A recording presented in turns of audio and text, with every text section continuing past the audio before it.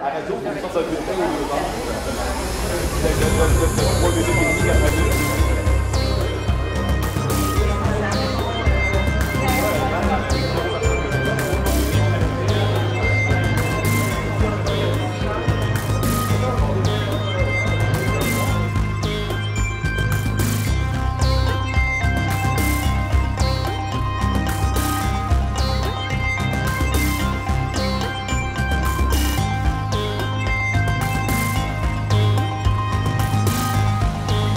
Donc la téléprésence à la SAC, nous on en fait depuis le début des années 2000. En fait, le premier projet a été en 99 avec un projet qui s'appelait Rendez-vous sur les bancs publics.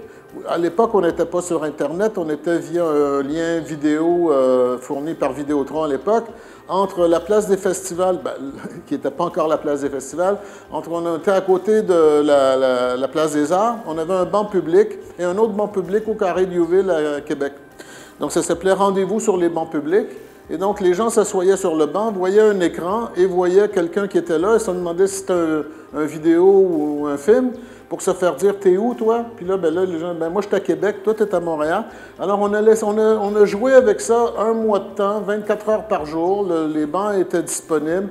Les gens ont compris qu'est-ce qui se passait, se donnaient des rendez-vous, les familles se revoyaient, etc. Donc, il y a eu énormément d'interactions. Donc, il y a une volonté du public à être ensemble. C'est ça qu'on a vu. Et nous, après ça, on a travaillé sur comment on peut faire de la scénographie avec ça, comment établir les bons contacts visuels, comment être capable d'avoir le son, etc. Donc, ça a démarré vraiment avec un projet qui s'appelait Territoire ouvert, parce qu'on voyait, on était en 2003, donc on voyait l'arrivée d'Internet et les futurs réseaux à haute vitesse à l'époque comme étant quelque chose qui allait devenir un nouveau territoire, qui s'ouvrait devant nous pour la culture et comment la culture, on pourrait réfléchir à utiliser cet espace-là. Donc, vous allez voir après, on va faire une petite démonstration. À partir de Montmagny, vous prendrez le contrôle de l'éclairage à Montréal. Donc, on est capable d'envoyer des données, on est capable de contrôler des robots, des senseurs, des capteurs, ce genre de choses-là.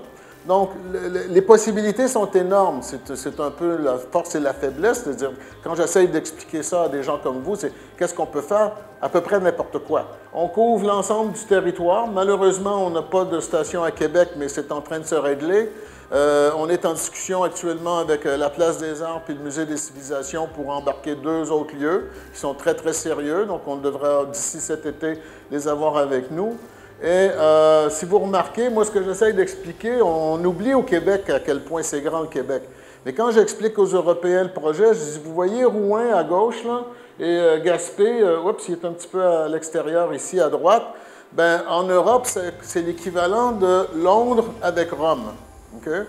Donc, c'est ça notre territoire. Okay? Comment on fait pour se connecter? Comment on fait pour être ensemble? Bien, je vois difficilement d'autres moyens que celui-là pour être ensemble puis passer du temps ensemble. Et faire l'heure du compte en réseau, des cours de formation, des clubs de livres, rencontrer des auteurs à distance. Et ça, c'est des choses qui avancent très bien. Alors, on voit que la personne qui est debout avec le doigt soulevé à droite, c'est un animateur qui est à distance alors que l'autre personne est locale. Et on voit complètement à gauche la salle distante. Donc, un peu comme moi, je vous vois actuellement, les groupes se parlent, les groupes peuvent interagir. Donc, ça, c'est ce genre de choses-là qui est intéressant. Mais surtout, pensez aux ressources locales. C'est quoi vos artistes locaux, les festivals, les spécialités? Je crois que c'est à Montmagny qu'il y a le festival de l'accordéon, si je ne me trompe pas. Bon, on rêverait d'avoir quelque chose comme ça à Montréal. On pourrait faire des transmissions ou avec d'autres régions. Les gens, si vous voulez faire connaître le festival, on peut le transmettre. L'exemple que je prends, c'est que, bon, moi, je viens de l'époque des vinyles. Donc, quand j'étais jeune, j'écoutais les fameux disques de jazz Live at the Blue Note à New York. Alors, c'est clair que quand j'ai eu 18 ans puis je suis allé à New York la première fois, la première chose que je suis allé, c'est je suis allé visiter le Blue Note, je suis allé écouter un spectacle au Blue Note.